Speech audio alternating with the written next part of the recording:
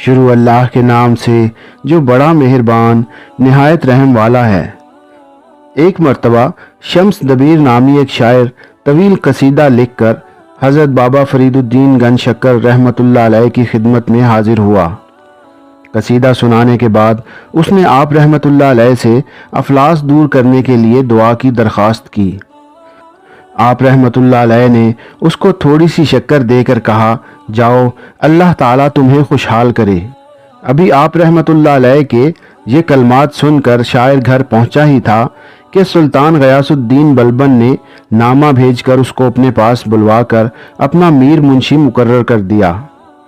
ایک دفعہ خلیفہ وقت نے حضرت جنید بغدادی رحمۃ اللہ علیہ کا امتحان لینے کی غرض سے اپنی ایک خاص کنیز کو خوبصورت لباس پہنا کر آپ رحمۃ اللہ علیہ کی جانب روانہ کیا، اور ساتھ ہی اسے یہ ہدایت بھی کر دی کہ حضرت جنید بغدادی رحمۃ اللہ علیہ کے سامنے پہنچ کر نقاب الٹ کر یہ کہنا کہ میں ایک امیر زادی ہوں، اگر آپ میرے ساتھ ہم بستر ہو جائیں تو میں آپ کو دولت سے مالا مال کر دوں گی۔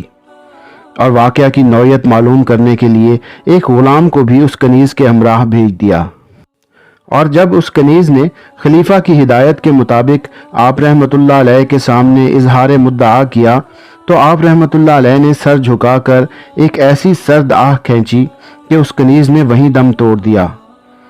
جب غلام نے واپس آ کر خلیفہ سے واقعہ کی نوعیت بیان کی تو خلیفہ کو بہت صدمہ ہوا، کیونکہ وہ خود اس کنیز سے محبت کرتا تھا۔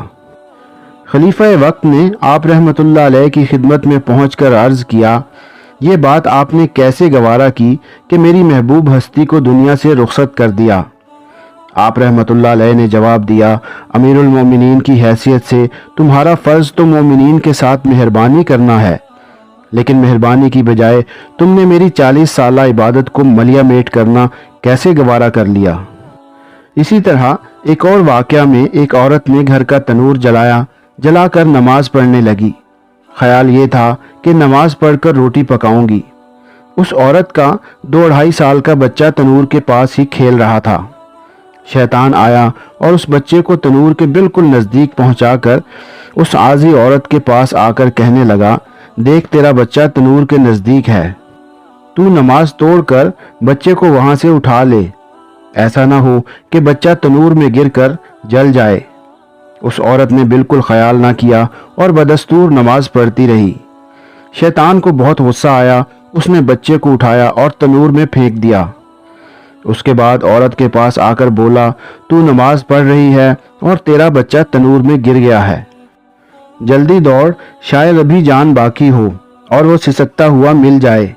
ارے کم بخت، نماز تو پھر بھی پڑھ سکتی ہے، اگر بچہ مر گیا تو پھر نصیب نہ ہوگا۔ شیطان نے اپنی طرف سے مامتا کے جذبات کا اظہار کر دیا اور بھی بہت کچھ کہا، لیکن عورت پر شیطان کی ان باتوں کا کوئی اثر نہ ہوا اور وہ پورے انہماک کے ساتھ نماز پڑھتی رہی۔ عورت کی ثابت قدمی دیکھ کر شیطان آگ بگولا ہو گیا اور وہاں سے اپنا سا منہ لے کر چلا گیا۔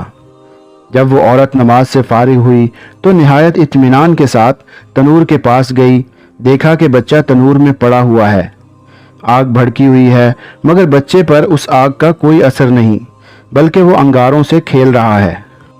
حدیث مبارکہ ہے کہ جو اللہ کا ہو گیا، اللہ اس کا ہو گیا۔ حضرت حاتم اسم رحمۃ اللہ علیہ فرماتے ہیں کہ ایک دفعہ شیطان میرے سامنے آیا اور اس نے مجھے روٹی کپڑے کے لالچ میں پھسلانا چاہا، مگر میں نے اس کو ایسا جواب دیا کہ ملعون مایوس ہو کر واپس چلا گیا۔ مریدوں نے پوچھا، اس نے کیا کہا اور آپ نے کیا جواب دیا؟ آپ رحمۃ اللہ علیہ نے فرمایا، شیطان نے مجھ سے کہا کہ کیا کھائے گا؟ میں نے جواب دیا، موت۔ پھر اس نے پوچھا، تو پہنے گا کیا؟ میں نے جواب میں کہا، کفن۔ اس نے پھر کہا، رہو گے کہاں؟ میں نے کہا، قبر میں۔ اس پر شیطان مایوس ہو کر میرے پاس سے چلا گیا۔ اسی طرح کا ایک اور واقعہ ہے۔ ہرات کے بادشاہ ملک حسین نے حضرت خواجہ نقش بند رحمۃ اللہ علیہ کی خدمت میں شکار کا گوشت بھیجا۔ اس وقت آپ رحمۃ اللہ علیہ کی مجلس میں بہت سے علماء و مشائخ بیٹھے تھے۔ وہ سب کے سب گوشت کھانے لگے، مگر آپ رحمۃ اللہ علیہ نے نہ کھایا۔ علماء نے کہا शिकार के गोश्त में हरमत का किसी किस्म का शुबा नहीं होता, इसलिए आपको ये गोश्त खा लेना चाहिए। आप रहमतुल्लाह अलैह ने फरमाया, बादशाह के दस्तरखान का खाना मेरे लिए जायज़ नहीं है।